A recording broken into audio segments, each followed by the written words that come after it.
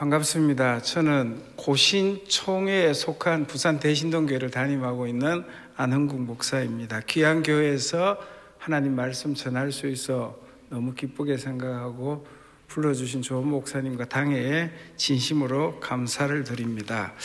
먼저 한 가지 질문을 해볼게요. 우리가 주님 오실 때까지 속해서 살아야 될 소중한 공동체가 두 가지가 있는 것 같아요. 첫 번째로는 가정입니다. 주님 부를 때까지 가정에서 살아야 하죠. 하나님이 맺어준 가정입니다. 또 한 공동체는 교회입니다. 그죠? 주님 만날 때까지 교회 생활을 해야 하는 것입니다. 그러면 이 둘 중에 가정이 더 중요할까요? 교회가 더 중요할까요? 둘 다 중요합니다. 그런데 목사가 이렇게 물을 때는 가정이라고 할 것 같아요? 교회라고 할 것 같아요? 목사가 이렇게 물을 때는 의도가 교회가 아닐까 이런 생각되죠. 실제로 그렇습니다, 여러분. 가정은 아무 문제가 없어요. 아이들도 잘 자라고 행복하고 경제적으로 큰 어려움이 없고 그래서 행복한데 여러분 교회 말고 다른 교회에 가면 분란이 일어나고 은혜를 못 받고 갈 때마다 힘겹고 그러면 가정이 평안하니까 교회도 그래도 괜찮아 이렇게 하면서 지낼 수 있을까요? 쉽지 않습니다. 실제로 저희 여동생 가정 같아도 그런 걸 제가 직접 봤거든요. 반대의 경우도 있습니다. 교회는 너무너무 은혜가 되는데 가정은 여전히 문제가 많은 가정들이 있습니다. 그죠? 저희 권사님이 결혼할 때 그 남자가 열심히 교회 다니겠다고 어머니도 집사님, 아버지도 집사님 그래서 믿고 결혼을 했는데 저보고 그러더라고요. 목사님, 제가 제 눈 찔렀습니다. 결혼하고 한 달 정도 교회 오더니 30년 됐는데 아직까지 교회 안 한답니다. 그래서 그저께도 갑자기 시아버지가 돌아가셔서 홀로 된 시어머니를 그 가정의 권사님 모시더라고요. 신앙 때문에. 그런데 교회 와서 은혜를 받습니다. 조 목사님 말씀을 듣고 은혜를 받습니다. 그리고 하나님의 능력으로 감당할 수 있습니다. 이 은혜를 받으면 가정은 어려워도 교회가 은혜가 되기 때문에 가정의 고난과 어려움은 감당할 수 있지 않겠습니까? 그래서 여쭙겠습니다. 교회가 더 중요할까요? 가정이 더 중요할까요? 제가 여러분 가정에 전혀 모릅니다. 그러나 여러분 교회는 울산에서뿐만 아니라 대한민국에서 좋은 교회임을 믿습니다. 제가 조 목사님 종종 뵙는데 존경하고 어쩌면 저렇게 잘하실까 이런 마음이 들어요. 그래서 여러분은 좋은 교회에서 신앙생활하고 계시기 때문에 가정의 어려움을 더 잘 감당할 수 있는 것이죠. 이런 좋은 교회에 와서 말씀 전할 수 있는 건 너무 큰 은혜라고 생각되어집니다. 말씀 전해달라는 부탁을 막 받고 목사들은 또 이렇게 설교하러 오라면 태평양도 건너는데 설교 들으러 오라고 하면 겨울도 건너지 않는다는 독일 속담이 있다고 합니다. 그래서 부담스러웠지만 하고 이렇게 제가 하면서 기도하면서 준비를 했습니다. 이렇게 위장에 탈이 날 정도로 그런 게 잘 없는데 그러면서 제 마음속에 좋은 교회 가서 말씀을 전하는데 나도 오늘 목사님하고 만나서 교회로 보면 은혜를 많이 받았습니다. 하나님이 나 같은 것도 설모가 있어서 보내지 않을까 이런 마음을 하면서 오늘 이 본문의 말씀을 가지고 세 부류의 사람들을 마음에 두고 말씀을 준비했습니다. 성경 말씀은 흡사 연애 편지 같은 부분이 있거든요. 내게만 꼭 들려주는 사랑의 편지 같은 부분이 성경에 분명히 있다는 것이죠. 그래서 오늘 시편 3편의 말씀을 가지고 첫 번째로는 말씀에 나오는 이 다윗의 경우처럼 갑자기 당황스러운 일을 당하여 큰 혼란과 어려움을 겪는 자들에게 하나님이 어떻게 하기를 원하는 답은 잘 알고 있습니다. 기도할 때 하나님께서 부르짖는 자들에게 도와주신 은혜를 베푸시는데 어떻게 행하실까? 그래서 다윗처럼 갑자기 어려운 일 당한 분들이 첫 번째 대상입니다. 두 번째로는 우리의 삶에서 우리를 부르짖는 기도하게 만드는 여러 상황들이 있는데 그중 한 가지가 믿지 않는 가족들이나 믿지 않는 사랑하는 사람들을 교회로 인도하여 예수 믿게 하려고 애를 쓰는데 그것이 마음처럼 잘 되지 않아서 하나님께 부르짖는 자들에게 하나님께서 어떻게 역사하실까 그 부분을 같이 나누려고 합니다. 마지막 세 번째로는 투병하는 환우들, 아마 병 때문에 아파하고 힘들어하는 분들은 정말로 교회 올 때마다 간절히 부르짖는 기도하실 것입니다. 하나님께서 그들에게 어떤 은혜 주실까, 이 세 부류를 마음에 두고 말씀을 나누려고 합니다. 첫 번째도 두 번째도 세 번째도 해당되지 않는 분들은 안 들으셔도 됩니다. 근데 얼마나 감사합니까, 그죠? 예. 그 세 가지 중에 하나도 내가 안 부르셔도 된다, 그러면 뭐 걱정스럽지 않죠. 그런데 여러분 생애가 남아 있습니다. 앞으로 살아야 합니다. 오늘 예방주사 맞아야 되겠다, 이런 마음으로 저와 함께 말씀을 묵상할 수 있기를 바랍니다. 먼저 오늘 본문의 내용은 전혀 예상하지 못한 고난을 겪는 다윗의 시편입니다. 시편 3편 1절부터 읽었지만 시편 3편에 제목이 붙어 있습니다. 그렇죠? 다윗이 그의 아들 압살롬을 피할 때 지은 시, 이렇게 제목이 붙어 있습니다. 배경이 되는 성경은 사무엘하 15장에서 18장까지 나오는데, 이 얘기는 뭐 대부분 잘 아실 것입니다. 아들 압살롬이 아버지 다윗을 반역하는 일을 하게 되어집니다. 그 반역이 너무나 엄청나고 컸기 때문에 다윗 입장에서는 나를 공격하려는 적들이 이렇게 많을지 몰랐습니다. 6절에서 1000만인, 이게 상징적인 표현이잖아요. 이렇게 엄청난 사람이 나를 향해서 반역을 한다고, 그 당황스러움, 당혹함, 그로 인하여 겪게 되는 고난, 고통, 무서울 정도로 힘들고 어려웠습니다. 그때 다윗이 한 일은 오늘 시편 3편 4절 말씀입니다. 화면으로 한번 볼까요? 내가 나의 목소리로 여호와께 부르짖으니 그의 성산에서 응답하시는도다. 아멘. 1000만인처럼 많은 대적들 때문에 무섭고 당황스럽고, 그래서 하나님 앞에 부르짖는 기도를 하게 되어지는 것입니다. 다윗이 왕인데도 도망하는데 시간이 없어서 머리도 단장하지 못하고 풀을 헤치고 맨발로 도망을 했다고 성경 기록되어져 있어요. 도망하면서 너무 무서워서 어떻게 이렇게 대적이 많은가, 그런 상황에서 다윗이 할 수 있었던 일은 하나님께 부르짖는 기도를 한 일입니다. 그렇죠? 기도는 영적인 행위이기 때문에 갑자기 어려운 일을 당했을 때 누구나 기도할 수 있는 건 아닙니다. 여러분처럼 이렇게 기도의 자리에 꾸준히 와서 기도하는 일을 계속해서 감당하는 자만이 갑자기 당하는 어려움 속에서 다윗처럼 부르짖는 기도를 하게 되어지는 것입니다. 그러면 다윗이 압살롬의 반역에서 어떤 기도했을까요? 하나님은 어떻게 그 기도 들어주셨을까요? 사무엘하 15장에서 18장까지 내용을 간략히 보도록 하겠습니다. 압살롬은 4년 동안 반역을 준비했습니다. 그리고는 다윗 측근에 있던 많은 신하들을 자신의 편으로 다 불러 모읍니다. 그리고는 한 날을 정하여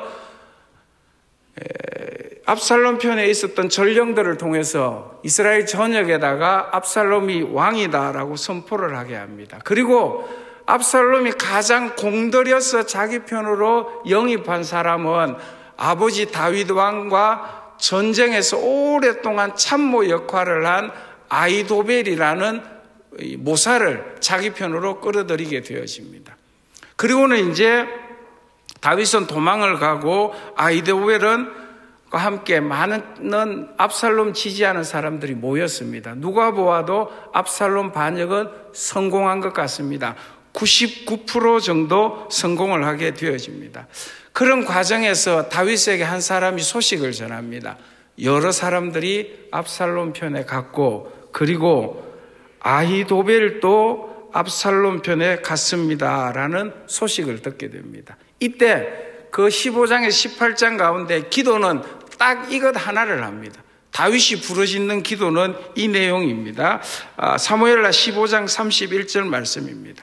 어떤 사람이 다윗에게 알리되 압살롬과 함께 모반한 자들 가운데 아히도벨이 있나이다 하니 다윗이 이르되 여호와의 원하옵건대 아히도벨의 모략을 어리석게 하옵소서 하니라. 아히도벨은 다윗에게 있어서 제갈량 같은 지혜로운 참모 모사였습니다. 근데 그가 다윗을 좋아서 여러 전쟁에서 승리하고 다윗 측근이었는데 무슨 이유인지는 모르지만 결국 압살롬 편에 섰다는 소식을 듣고 다윗은 이 한 가지 기도를 합니다. 하나님, 아이도벨의 모략을 어리석게 해 주시옵소서. 이 한 가지 기도를 하게 되는 것이죠. 부르짖는 이 기도, 당황스럽고 무섭고 그로 인하여 앞날이 예측되지 않을 때 아이도벨의 모략을 어리석게 해 주십시오 하는 기도를 드리고 다윗은 그 밤에 잠을 잤다, 이렇게 되어져 있습니다. 이제 대부분 압살롬이 하나씩 점령해 가고 마지막 다윗 왕만 처리하면 이 반역은 성공을 하게 되어요. 구테타가 성공하게 되어집니다. 그래서 아이도벨에게 어떻게 하면 되겠냐라고 했을 때 아이도벨은 군사를 12,000명 달라고 합니다. 그러면 내가 지금 당장 쫓아가서 준비함이 없는 다윗 왕을 치면 100% 다윗 왕을 잡고 이 구테타를 끝낼 수 있습니다. 그때 다윗 편에 있었던 군사는 600명이었다고 성경에 기록돼요. 12,000명과 600명입니다. 누가 보아도 아이도벨의 모략, 계략 작전이 맞습니다. 그래서 오케이, 이렇게 했으면 끝났습니다. 다윗도 끝나고 다 끝났습니다. 그런데 그때에 압살롬 머릿속에 조금 전에 아버지 다윗 편에 있다가 우리 편으로 투항한 후세라는 참모도 불러봐라. 그 사람 얘기도 한번 들어보자. 이 돌다리도 두들겨 본다고 한 번 더 확인해보자. 이렇게 해서 후세가 오게 되어집니다. 이 후세는 다윗의 절친이었는데 다윗과 함께 도망가려고 하니까 다윗이 나를 도우려고 하면 압살롬 편에 가서 어떤지를 살펴서 알려라, 이렇게 해서 위장 투항을 시킨 자입니다. 근데 이 후세가 와서 이렇게 이야기합니다. 압살롬에게, 아버지 다윗은 평생 전쟁에서 잔뼈가 굵은 사람입니다. 도망을 가면서 숨겨놓은 전략이 반드시 있을 겁니다. 그래서 만약에 지금 우리가 쫓아가다가 전쟁에서 패하거나 죽었다는 소식을 듣게 되어지며 마음을 정하지 못하던 많은 사람들이 압살롬이 아니라 다윗에게 하나님이 돕는 것 아닐까, 이런 분위기가 반전될 위기가 있습니다. 그러니까 이미 이긴 전쟁이니까 여기서 그냥 정리하고 조금 더 전력을 다 가다듬고, 그리고는 모든 백성들이 보는 앞에서 공개적인 전쟁을 해야 합니다. 그래서 다윗을 이길 수 있습니다. 이렇게 제안을 합니다. 누구 계략이 압살롬의 선택을 받을까요? 성경을 보겠습니다. 사무엘하 17장 14절 말씀입니다. 압살롬과 온 이스라엘 사람들이 이르되 아렉 사람 후세의 계략은 아이도벨의 계략보다 낫다 하니, 그 다음 말씀이 중요합니다. 같이 읽어볼까요? 이는 여호와께서 압살롬에게 화를 내리려 하사 아이도벨의 좋은 계략을 물리치라고 명령하셨음이더라. 아멘. 성경에 기록되어 있습니다. 아이도벨의 좋은 계략이라고. 누가 봐도 아이도벨의 계략이 좋은 계략이었습니다. 그런데 주께서 압살롬에게 마음을 바꾸도록 그 생각들, 그 결정을 되돌려 버린 것입니다. 보통 때 같으면 100% 아이도벨의 계략이 맞다라고 했을 텐데 주께서 다윗의 기도를 들으시고 그 마음을 바꾸도록 그 왕 압살롬의 마음에 역사함으로 말미암아 판단력이 흐려지게 됩니다. 그래서 들어보니까 후세 말이 더 맞는 것 같아, 이렇게 해서 아이도벨의 계략을 폐지하고 후세의 계략을 받아들이게 되는 것입니다. 성경은 왜냐하면 주께서 다윗의 기도를 들으시고 그렇게 바꾸셨다고 역사하고 있습니다. 이 이야기를 듣게 되어지자 첫 번째, 아이도벨이 깜짝 놀라게 됩니다. 아니, 어떻게 이런 일이, 지금까지 내 뜻대로 우리의 생각대로 다 되어왔는데 갑자기 왜 이럴까? 아이도벨은 알았습니다. 하나님께서 역사하기 시작하셨고, 그래서 아이도벨은 자기 고향집으로 돌아가서 스스로 목숨을 끊고 끝냅니다. 하나님이 다윗 편이라고 한다며 아무리 내가 똑똑해도, 아무리 압살롬이 앞서 있어도 절대로 이길 수 없다는 것을 아이도벨은 알았기 때문입니다. 그렇게 해서 자결을 하게 되어지고, 그 이후에 다윗은 전력을 다시 정비하여서 결국은 압살롬을 물리치게 되어지고, 압살롬의 반역은 끝이 나고 다윗은 천만인 같은 많은 대적들이 있었음에도 불구하고 돌이키게 되어지는 것입니다. 이런 일들을 우리가 흔히 이야기하기를 하나님 없이 설명할 수 없는 부분입니다. 기적이라고 말할 수 있죠. 하나님이 개입한 것 이외에는 설명할 길이 없는 것입니다. 조금 더 다르게 표현하면 복음이라고 말을 합니다. 여러분, 복음을 간단하게 표현하면 하나님이 하신 일, 그것이 복음입니다. 다윗이 자신이 할 수 없기 때문에 부르짖으면서 기도하였습니다. 하나님, 제가 부르짖으면서 기도하옵나니 주께서는 행하셔서 성산에서 응답하셨습니다. 그 기도가 아히도벨의 모략을 어리석게 하옵소서라는 기도였고, 주께서 그 기도를 들으시고 이 당황스럽고 혼란한 상황 가운데서 하나님이 역사하시니까 너무 잘 될 것 같은 일들이 한순간 틀어지면서 다윗을 지켜 응답하여 살아나게 해주신 것입니다. 사랑하는 여러분, 저희들도 문득문득 생각하지 못했던 일들을 겪게 됩니다. 당황스럽죠. 굉장히 혼란스럽습니다. 신앙생활을 열심히 하는 가운데도 갑자기 어려운 일을 겪게 되어집니다. 그럴 때 다윗처럼 우리도 주의 전에서 주님의 이름을 부르며 부르짖는 기도를 드리시면 저와 여러분의 기도를 들으신 하나님께서 반드시 역사하셔서 하나님의 능력으로 해결해 주심을 믿을 수 있기를 축복합니다. 여러분, 다윗이 그 멀리에서 뭐 어떻게 압살롬, 아히도벨, 후세 이런 사람에게 요즘에 전화한다고 하지만 뭐라도 하나 할 수 있어요. 다윗은 아무것도 할 수 없어요. 기도밖에 할 수 없었습니다. 딱 한마디, 아히도벨의 모략을 어리석게 하옵소서. 하나님께서 그 기도를 들으시고 똑같이 그 기도문대로 역사하여서 그 어려움들을 해결해 주신 것입니다.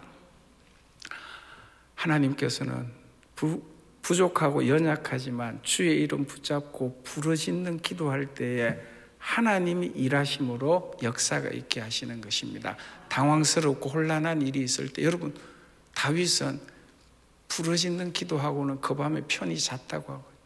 만약에 그 밤에 아히도벨 계략처럼 12,000명이 공격해 왔다고 한다면 다윗은 꼼짝없이 끝날 수밖에 없어요. 다윗이 방비할 수 있는 일은 하나도 없었습니다. 그런데 기도하였을 때 12,000명이 아니라 1,000만인이 공격할지라도 하나님 막아주신 것입니다. 당황스럽고 혼란할 때 다윗 같은 기도를 통해서 하나님의 개입하심을 체험하는 저와 여러분 되기를 축복합니다. 이제 두 번째 주제를 나누려고 합니다. 우리의 부르짖는 기도는 조금 더 구체적으로 할 때에 정말로 사랑하는 가족들 가운데 꼭 예수 믿어야 될 자들인데 잘 믿지 않아서 눈물로 기도하는 성도들이 적지 않으리라고 생각되어집니다. 모든 가족들이 다 예수 믿는 것도 엄청난 복이죠, 그죠? 그러나 결혼하려고 한 아이가부터 시작해서 결혼해보니 시집 식구들, 또 여러분이 정말로 좋아하는 사람인데 교회에 나오지 않는 애틋한 사람이 있을 때 어떻게 하면 될까요? 오늘 다윗처럼 하나님께 부르짖는 것입니다. 하나님 꼭 교회 나와 예수 믿고 구원받게 해달라고. 그렇게 하면 우리의 힘으로는 안 되지만 하나님이 개입하시고 역사하시면 복음의 역사가 있으리라고 믿습니다. 저희 교회 성도님 이야기를 하나 하려고 합니다. 저는 제가 지금 섬기고 있는 대신동 교회를 22년 3년째 담임하고 있습니다. 그런데 그 전에 제가 그 교회 부목사를 했었습니다. 부목사를 할 때 교구 신방을 하게 되어지는데 그 가정도 대부분 교회 가정과 비슷했습니다. 두 분 다 서리 집사님이었는데 여자 서리 집사님은 신앙생활을 아주 잘하시는 분이고 남자 서리 집사님은 교회 몇 번 나왔는데 교회에서 신앙생활 열심히 하라고 집사 직분을 주신 분입니다. 그래서 그날 신방했는데 이제 기도 제목을 나누었어요. 집사님, 이제 여자 집사님만 계셨죠. 뭐 위해서 기도해 드릴까요? 하니까 그 남편분이 조그마한 사업을 시작했는데 그때가 IMF 이후라서 굉장히 어려웠다고 합니다. 그래서 여집사님 볼 때에 남편 사업이 거의 벼랑 끝에 있는 것 같이 보이더래요. 그래서 저보고 이제 부목사인데 신방 왔으니까 기도를 이렇게 해달라 하더라고요. 목사님, 내가 보니까 내 남편은 교회를 신앙생활을 잘할 스타일이 아닙니다. 그런데 이번 기회가 인간적으로 마지막 같아요. 그래서 하나님께 사업 다 망하고 다 거두어 가도 좋으니까 예수만 믿게 해달라고 기도 부탁을 하신 것입니다. 그런데 제가 알았습니다. 여자분들이 진짜 독하구나 하는 걸. 목사님, 사업도 일어서고 예수도 믿게 해주세요. 이렇게도 말할 수 있을 텐데, 사업은 다 망해도 우리 둘이 같이 일하면 또 먹고 사니까 그건 하나도 안 주면 다 망해야 됩니다. 그래야 저 남자 정신 차리는데 예수만 믿게 해달라고 기도해달라고 부탁해요. 제가 어떻게 기도했는지 잘 기억은 안 납니다. 그 비슷하게는 기도하지 않았겠습니까? 그렇게 독하게 말씀하시는데요. 그래서 뭐 그 기도하고 제가 그 뒤에는 그 교회를 사임하고 울산 시민교회 부목사로 왔다가 2년 조금 더 있다가 다시 그 교회 담임 목사로 갔었습니다. 그런데 제가 가보니까 그 여집사님 또 그 남자 집사님도 교회를 나올 뿐만 아니라 이 남자 집사님이 신앙생활을 너무 열심히 하는 거예요. 그래서 제가 너무 궁금했어요. 도대체 무슨 일이었었나. 그래서 이분은 이제 뒤에 우리 장로님도 되시고 지금 은퇴 장로님이시고 이분 아드님 우리 교회 장로님이십니다. 그래서 이제 한참 뒤에 그 부부가 저희 부부를 이렇게 식사 초대해서 밥을 사시면서 그 뒷이야기를 해주셨습니다. 그래서 그렇게 기도하고 난 이후에 며칠 뒤에 이제 사업이 마지막 벼랑 끝에 있기 때문에 뭐 은행권 돈 빌리는 거 불가했다고 합니다. IMF 시대라서. 그래서 사채를 빌려서 1억 원이 있어야 부도를 막고 지금 조금 일어설 수 있었다고 합니다. 그래서 누군가에게 이제 아침에 이 남편이 돈 빌리러 간다고 하더래요. 그래서 이 여집사님이 이 남편 집사님 뒤통수에 대고 나가는데 이렇게 이야기했다고 합니다. 여보, 당신도 교회 다니는데 하나님 기도 한번 해봐. 이렇게 이야기했다고 합니다. 아주 이렇게 좀 이렇게 두려운 마음으로 안 했겠습니까? 경상도 남자들이 욱 할 수도 있으니까 뒤로 돌아보지도 않고 그냥 나가버리더래요. 그래서 마음이 살짝 무거웠는데 이 남자 집사님께서 돈 빌려주는 사채업자 앞에 가서 이제 돈 1억만 빌려주세요 하니까 그분이 묻더래요. 담보가 있느냐? 담보 없습니다. 그럼 내가 당신 뭘 보고 돈을 빌려줄 수 있나? 내가 당신 돈 빌려줄 수 있는 뭐 근거라도 하나 대봐 이렇게 하더래요. 그래서 이 남자 집사님, 우리 장로님 말씀을 되게 잘 못하세요. 근데 이렇게 말했다고 합니다. 우리 아버지가 부자입니다. 이렇게 했다고 합니다. 그런데 이제 이 말이 듣는 사람 입장에서는 저 아버지가 옛날에 대구 근처 월배에서 정미소를 했는데 땅도 좀 있었지 그럼 아버지가 부자인가 이 생각을 좀 하셨다고 합니다. 근데 이 남자 집사님은 이 아버지가 누구일까요? 처음으로 가면서 아내 말을 듣고 하나님 아버지 내 한 번만 도와주세요. 이번에 돈 못 빌리면 끝납니다. 이렇게 했다고 합니다. 그리고는 그분 앞에서 차마 하나님 이 말을 못 끄집어내고 하나님은 속으로만 하고 아버지가 부자입니다. 이렇게 말을 했다고 합니다. 그런데 여러분 거짓말처럼 돈 1억 원을 빌렸다고 합니다. 그리고는 이제 급한 사업하는 일들을 시작해서 제가 갔을 때는 직원이 한 50명쯤 되는 공장을 하고 있었습니다. 많을 때는 90명까지 제가 그때 되어졌습니다. 이분에게는 무엇이 되어졌을까요?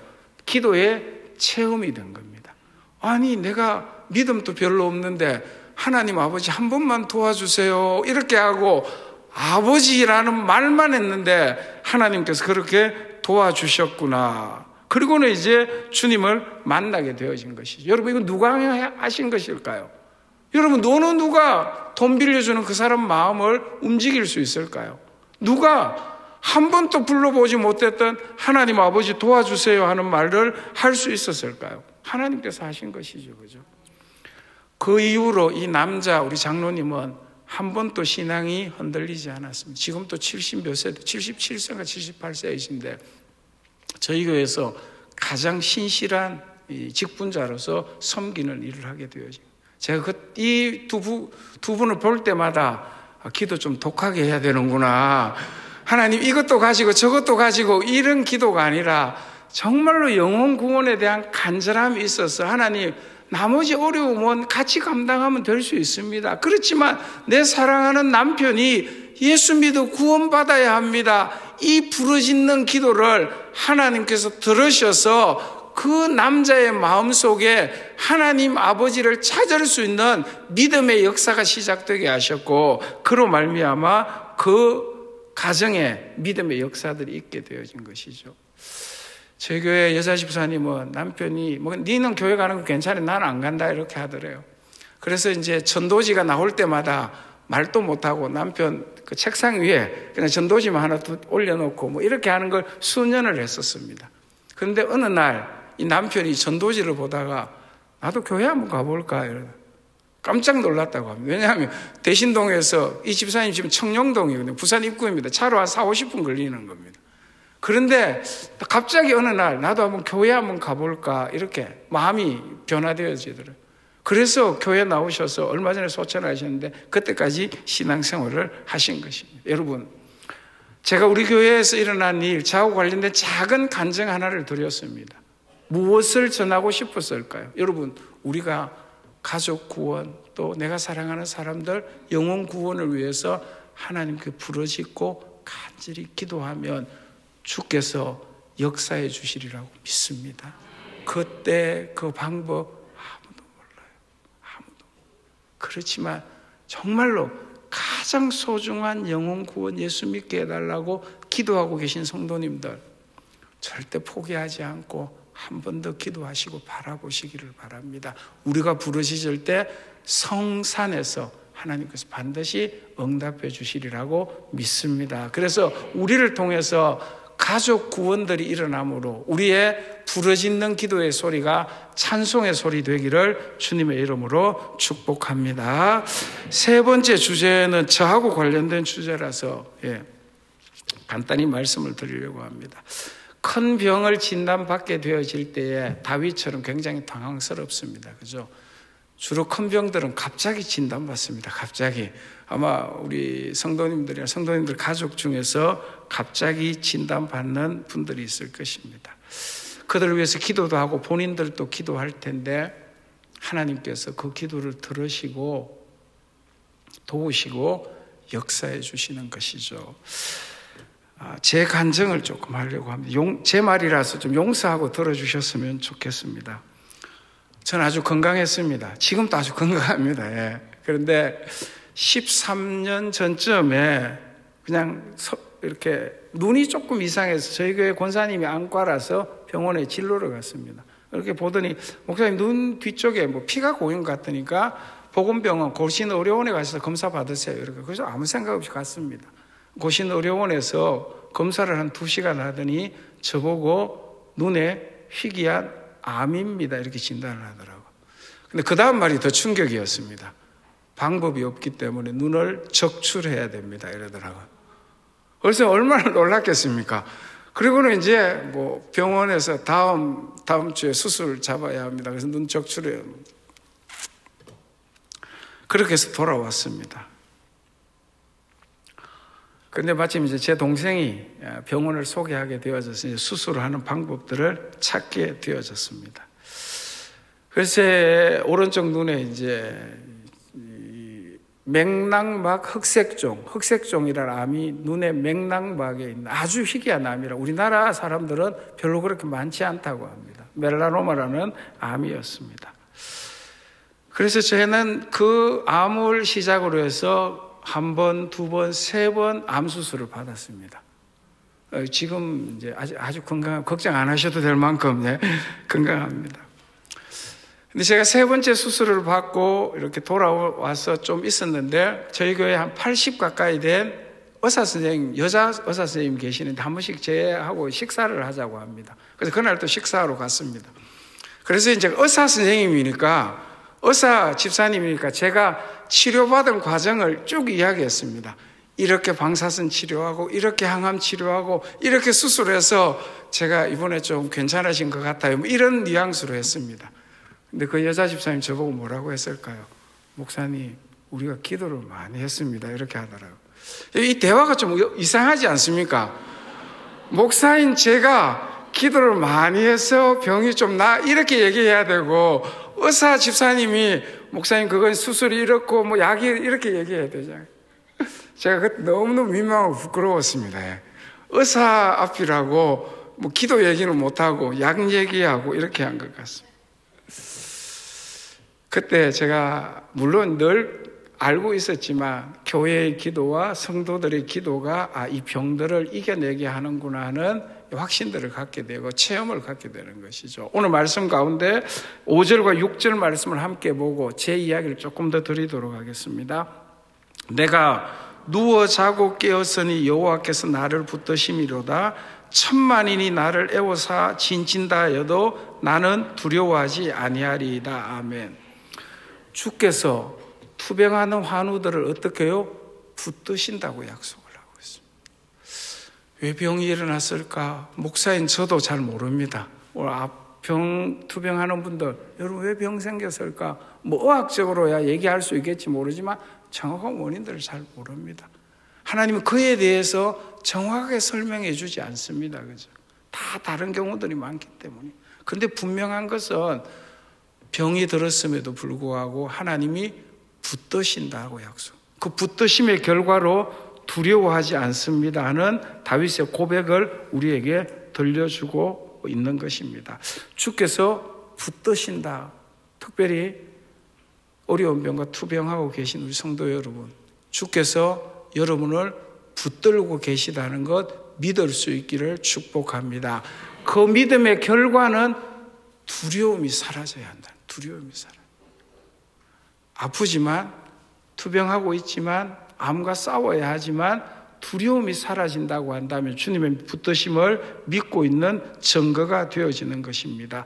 여러분께서 기도로 간절히 돕고 있는 대상자들, 그들이 투병하는 거 여러분께 직접적으로 어떻게 관여하지는 할 수는 없지만 마음과 생각에 두려움 사라질 수 있도록 하나님께서 역사해 주시는 것입니다. 제 얘기를 조금 드리려고 합니다. 처음에 눈을 적출해야 된다라고 하고 이랬을 때는 야, 목회도 못하겠구나, 이제 인생이 끝나지 않을까, 뭐 이런 생각부터 시작해서 굉장히 어렵고 혼란했었습니다.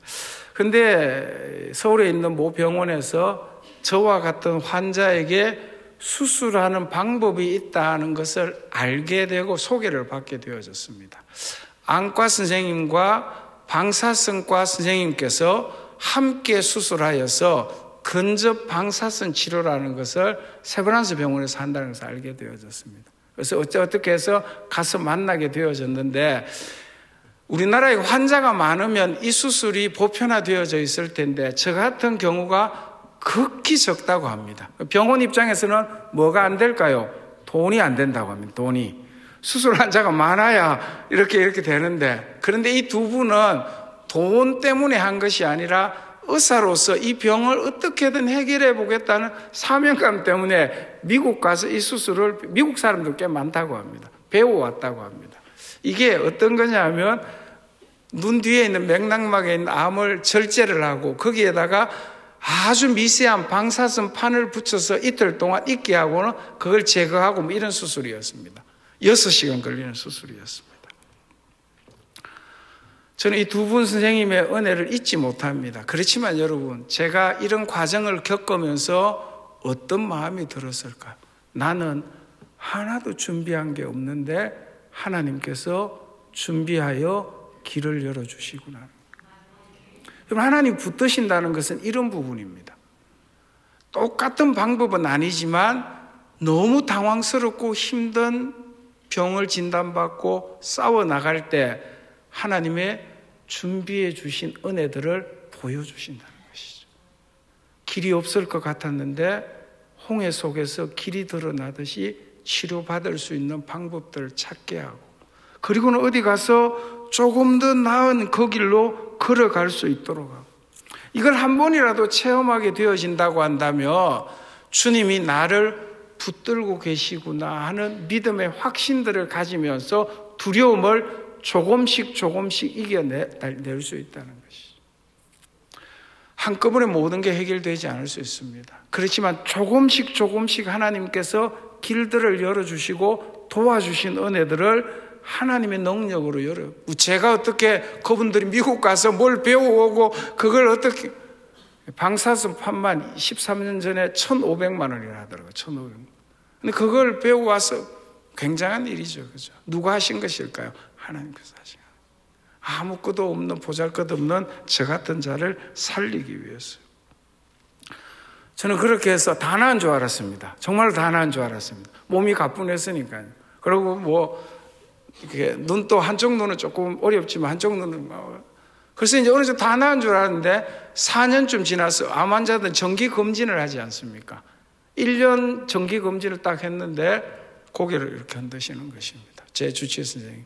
그러고는 간에 전이 되었습니다. 이렇게 진단을 하고는 수술을 해야 됩니다. 근데 그 수술은 간 15%를 절제하는 수술이라고 합니다. 다행히 이제 이렇게 다 절제하지 않고 부분 절제해서 간을 절제할 수 있다고 하더라고요. 그래서 두 번째 수술을 하게 되어졌습니다. 그때부터 조금 마음이 달라지기 시작했습니다. 야, 이럴 수 있구나. 어떻게 눈에서 간으로 근데 그 경로가 그렇다고 합니다. 그게 끝이 아니었습니다. 그리고는 이제 한 4년쯤 더 지났을 때 아무 어려움이 없었고 몸에 이상이 없었으니까요. 그런데 세 번째 이렇게 수술을 해야 된다고 전이 진단이 났습니다. 근데 이번에는 굉장히 어려웠습니다.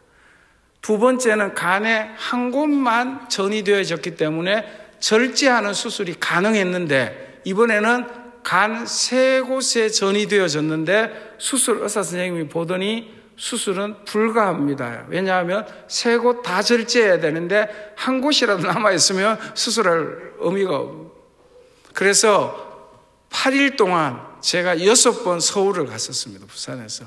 그때 우리 교회 부흥회 하고 있었습니다. 낮에 부흥회, 새벽 저녁 부흥회 하고 낮에는 병원에 가고 그래서 수술 방법이 없다라고 하였는데 방사선과에서 제안을 했습니다. 방사선 수술을 받고 항암 치료를 병행하면 됩니다. 이렇게 하셨습니다. 방사선 수술이 뭔지 잘 몰랐습니다. 근데 이제 나중에 설명을 듣고 제가 직접 해보았는데 엄청난 수술이었습니다. 제 몸하고 똑같은 석고를 떠서 제 몸이 꼼짝 못하도록 그 석고 안에 제가 들어가서 호흡하는 것 일정하게 하는 것 외에는 아무것도 못하도록 하고 2시간 동안 제 몸에 128번씩 방사선을 세 곳에 쪼이는 거예요. 2시간을 하는 것입니다. 한 번 하고 나면 살이 2kg씩 빠져요. 그걸 사흘을 진행해요. 세 번 해서 딱 한 대 있는 그 방사선 기계에서. 그리고 그게 끝이 아니었습니다. 그렇다고 끝이 다 나았다는 포장이었기 때문에 몸속에 보이지 않는 암세포가 많이 있을 수 있으니까 항암 주사를 맞아야 합니다. 이렇게 하셨습니다.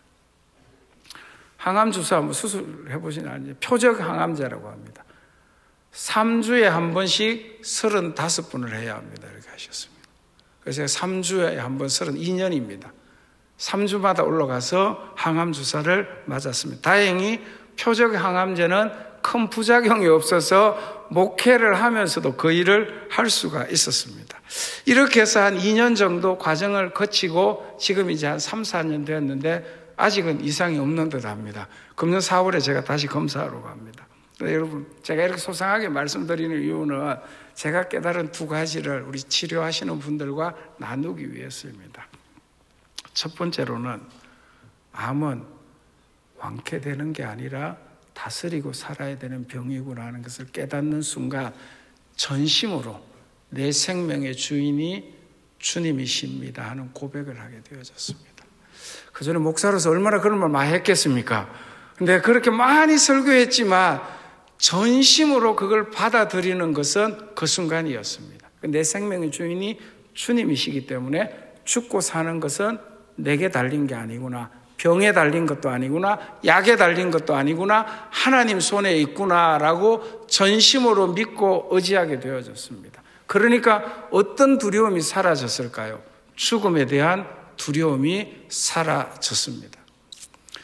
물론 인간적으로야 죽으면 어떻게 하지 이런 생각하면 걱정되는 부분이 있지만 이것 때문에 오늘이라도 주님이 부르신다고 한다면 나는 갈 수 있다라고 전심으로 믿게 되는.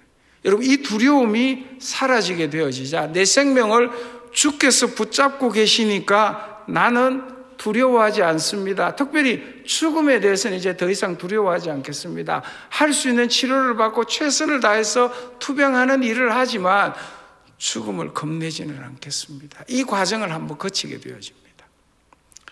사랑하는 성도 여러분, 암뿐만 아니라 다른 어려움, 사고나 병들 때문에 이런 순간들을 우리는 직면하게 되는 순간이 적지 않습니다. 그죠? 우리에게서 병, 사고 등등 두려움의 근원은 무엇입니까? 죽음에 대한 두려움, 죽음에 대한 두려움. 여러분, 병이, 사고가 그 일이 우리를 죽게 하는 게 아닙니다. 그죠? 살고 죽는 것은 누구에게 달린 것이라고요? 주께 있음을 믿으시는 것이죠. 주님께 생명의 근원이 있습니다.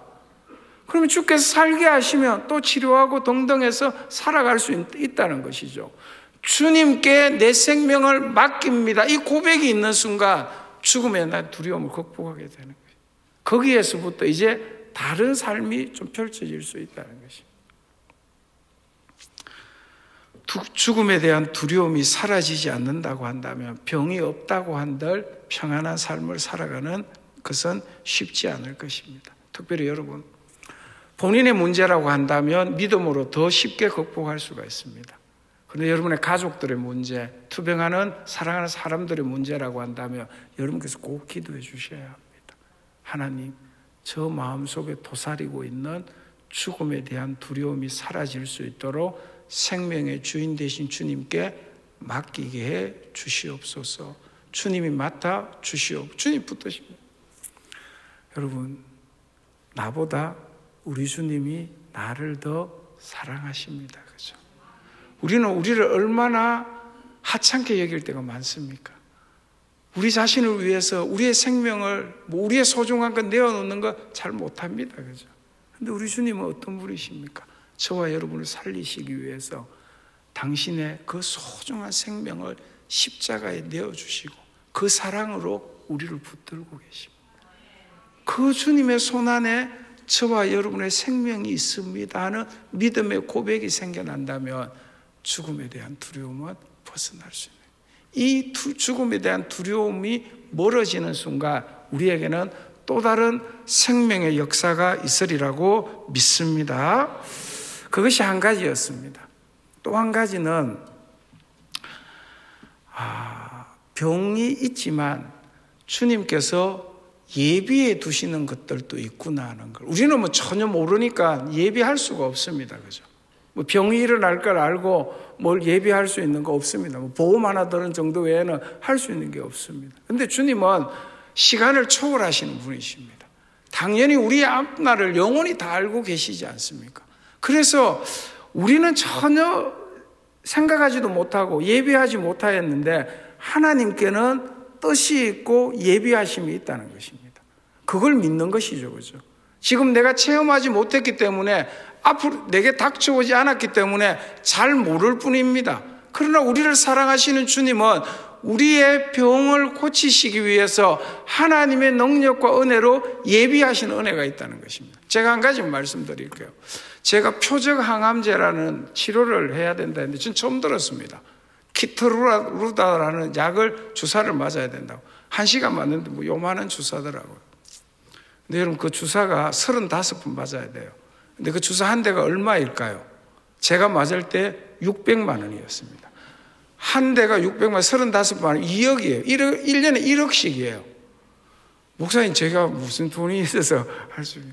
근데 그 약이 치료제라는 게 등록이 되어지면 의료보험공단에서 본인 부담은 5%만 하고 95%를 의료보험공단에서 부담합니다. 근데 제가 치료받기 1년 6개월 전에 의료보험공단에 이 키트루다라는 약이 제 병에 효과가 있는 치료제라고 등록되어졌다고 합니다. 저는 이런 거 잘 모릅니다. 근데 우리 교회 이렇게 암 투병하는 집사님이 이런 거 너무 잘 아시더라고요. 제가 이래서 했다라고 하니까 제게 이렇게 설명해 주셨습니다. 그 일을 위해서 자기들이 이렇게 건의도 하고 모여서 이렇게 의사를 표현하기도 하고 이렇게 했다면 이 약이 이런 치료제라고 등록해 달라고. 목사님, 우리 덕분에 목사님 그 치료 잘 받는 겁니다. 근데 여러분, 한 번 받는데 600만 원이라고 하면 아무리 목사라도 그거 어떻게 할 수 있겠습니까? 그런데 하나님께서 1년 반 전에 그렇게 하게 하셔서 치료받을 수 있는 길을 열어주셨구나 하는 걸 깨닫게. 단순히 여러분 돈 문제일까요? 그 이상이죠. 그죠? 하나님께서 이렇게 예비해 두신 은혜가 있구나. 병도 있지만 그걸 싸워 나갈 때 나 혼자만 싸우는 것이 아니라 주님이 함께 싸우시는 것이고, 그래서 필요할 때 길들도 열어주시고 예비를 해두시고 그렇게 해서 해결해 가신다. 제 같은 경우에는 그런 경우라고 한다면 여러분들에게도 하나님은 여러분의 기도를 들으시고 여러분이 알지 못하는 방법으로 여러분이 보지 못하는 길을 예비하셔서 그 길로 인도해 주시리라고 믿습니다. 다윗은 오늘 시편 마지막을 이렇게 기록하고 있는데 마지막 주제를 볼까요? 시편 3편 8절 말씀입니다. 구원은 여호와께 있사오니 주의 복을 주의 백성에게 내리소서. 말씀 조금만 띄워놓죠. 여러분, 조금 특별한 기도 마무리입니다. 예상하지 못한 고난에서 주님 부르짖고 기도하고 하나님 응답해 적들이 막 이렇게 했는데 첫 번째 기도는 이해가 됩니다. 구원은 여호와께 있습니다. 이 고백은 너무 좋죠, 그죠? 그래서 다윗을 압살롬의 그 반역에서 건져주고 우리 여자 집사님이 기도를 들으시고 영혼을 구원해 주시고 저 같은 경우에 병을 구원해 건져주시고 뭐 이런 것은 환난 앞뒤로 딱 맞는 기도입니다. 근데 그 다음 기도는 좀 특별하잖아요. 무슨 얘기입니까?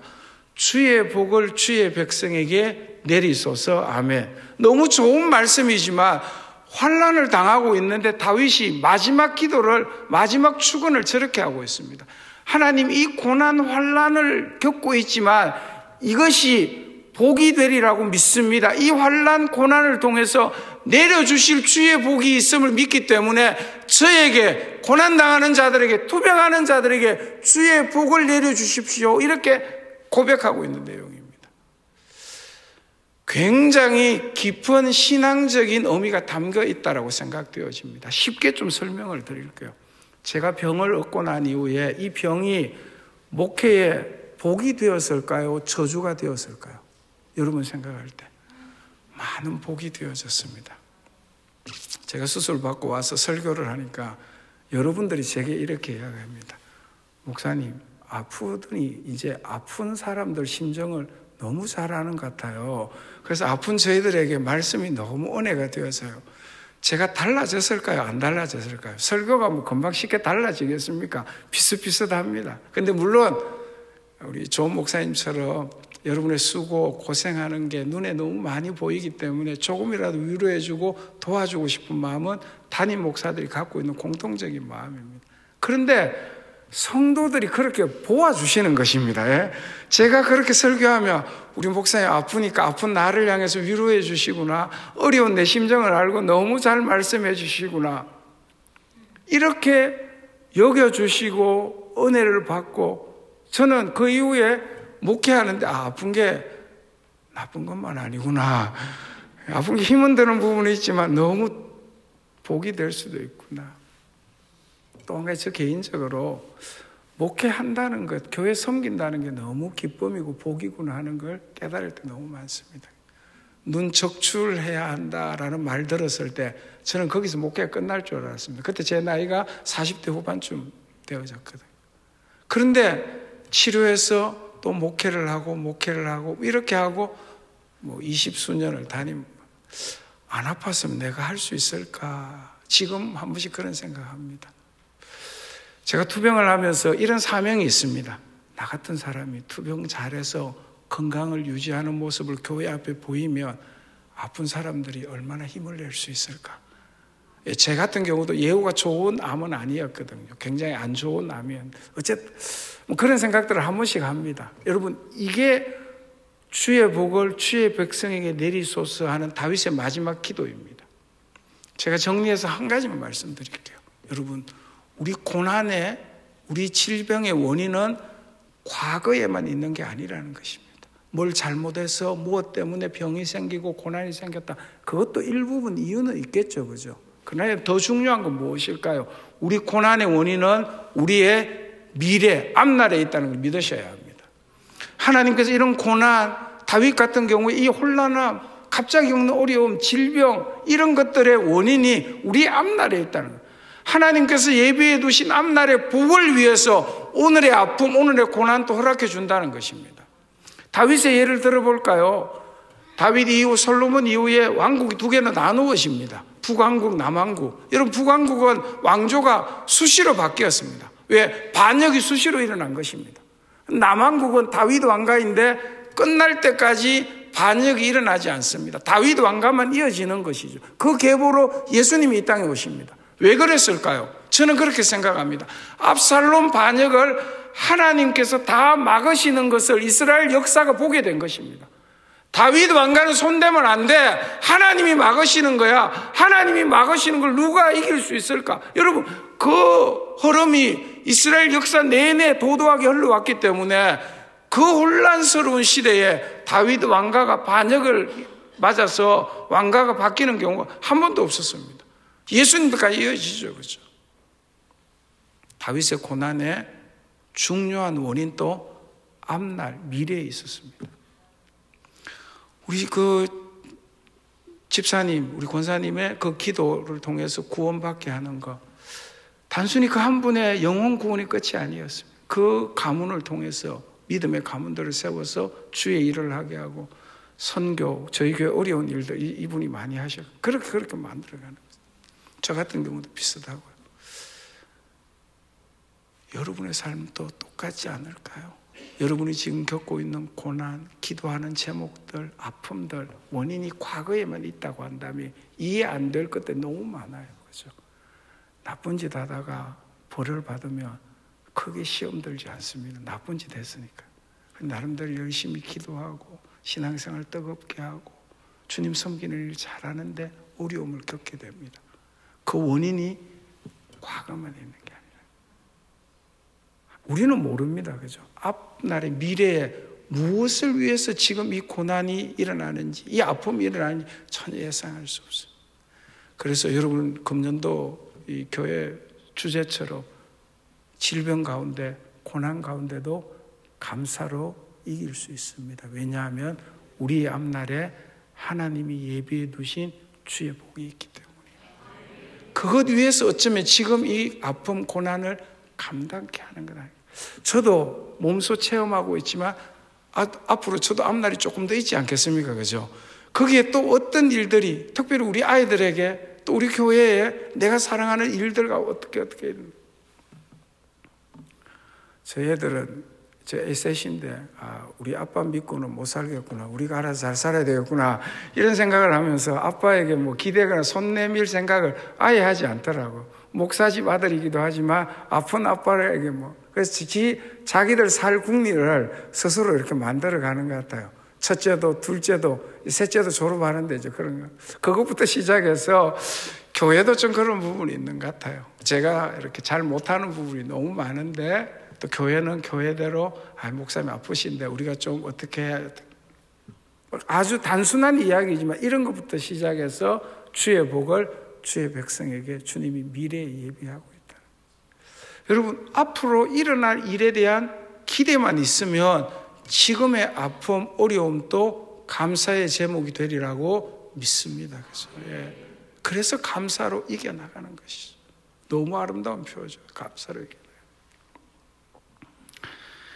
저와 여러분의 고난의 원인이 과거만 있는 것이 아니라 미래에 있다는 것을 믿으시고 지금의 고난을 다윗처럼 기도하면서 부르짖으면서 나아가셔서 하나님께서 여러분을 위해서 큰 일 행하시는 것을 함께 누리고 체험할 수 있기를 주님의 이름으로 축복합니다. 세 가지 기도 제목으로 같이 한번 기도하죠. 오늘 다윗 경우처럼 갑자기 정말로 예상하지 못한 어려움이 있는 여러분의 문제나 기도해 줘야 될 대상의 문제들도 기도하시고, 구원받아야 될 사람, 가족들뿐만 아니라 여러분 사랑하는 사람들도 있잖아요.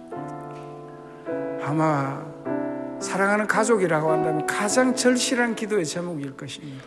저러다가 지옥 가면 안 되는 데부터 시작해서 하나님 그 영혼을 구원해 주시기를 원합니다. 마지막으로 암이나 질병으로 투병하는 분들, 여러분의 병을 두고, 여러분의 가족의 병을 두고, 특별히 사랑하는 교회 성도들 가운데 투병하는 분들을 두고, 주님, 주의 성전에서 부르짖사옵나니 주의 성산에서 응답하셔서 그들을 붙드시고 두려움 없게 하시고 여호와께서 구원해 주시고 저들의 삶에 주의 복을 베풀어 주시옵소서. 통성으로 같이 한번 기도하도록 하겠습니다.